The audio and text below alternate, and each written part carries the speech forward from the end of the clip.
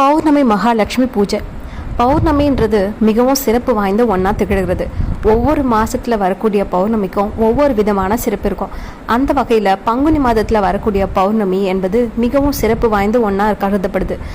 அப்படிப்பட்ட சிறப்பு வாய்ந்த பங்குனி மாதத்தில் வர பௌர்ணமி நாள் அன்னைக்கு மகாலட்சுமி தாயை வீட்டிலையே வழிபாடு செய்கிற எளிமையான முறையை பற்றி தான் இப்போ பார்க்க போகிறோம்.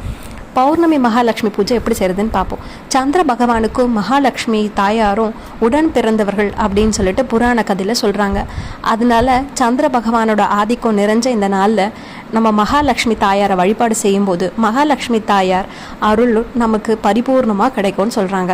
அதன் மூலம் செல்வ செழிப்பு அதிகரிக்கும் அப்படின்னு சொல்கிறாங்க. அதனால தான் வட மாநிலத்தை சேர்ந்தவங்க எல்லாரும் அமாவாசை, பௌர்ணமி இந்த மாதிரியான நாள்லலாம் மகாலட்சுமி தாயாரை வழிபாடு செய்கிறாங்க. அந்த வகையில் பங்குனி பௌர்ணமி நாள் அன்னைக்கு செய்ய வேண்டிய ஒரு வழிபாட்டு முறையை பற்றி தான் இப்போ பார்க்க போகிறோம்.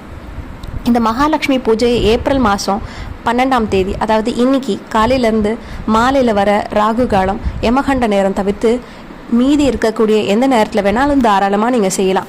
இதுக்கு நம்முடைய வீட்டில் ஒரு தாம்பாள தட்டில் எடுத்துக்கோங்க. அதில் பச்சரிசி போட்டு நல்லா பரப்பிக்கோங்க. 3 சுத்தமான அகல் விளக்கை எடுத்து அதற்கு மஞ்சள் குங்குமம் வச்சுக்கோங்க. இந்த அகல் விளக்குகள் தாம்பாள தட்டில் மேலே தான் இருக்கணும், பச்சரிசியோட மேலே. ஒரு அகல் விளக்கில் சுத்தமான பசுனை, ஒரு அகல் விளக்கில் நல்லெண்ணெய், ஒரு அகல் விளக்கில் தேங்காய் எண்ணெய் அப்படின்ட்டு ஊற்றிட்டு அதில் பஞ்சத்திரி போட்டு வடக்கு பார்த்த மாதிரி தீபம் ஏற்றணும்.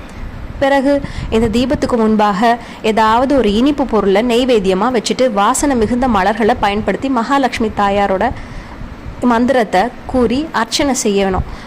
பிறகு கற்பூர தீப தூப ஆர்த்தனை காட்டி வழிபாட்டை நிறைவு செஞ்சுக்கோங்க.